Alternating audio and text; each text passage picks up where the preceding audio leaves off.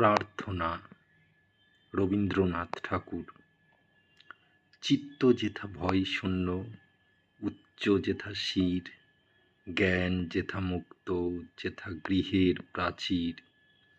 আপন প্রাঙ্গণ তলে দিবস সর্বরি, বসুধারে রাখে নাই খণ্ড ক্ষুদ্র করি। যেথা বাক্য হৃদয়ের উৎস মুখ হতে উচ্ছ্বসিয়া উঠে, যেথা নির্বারিত স্রোতে।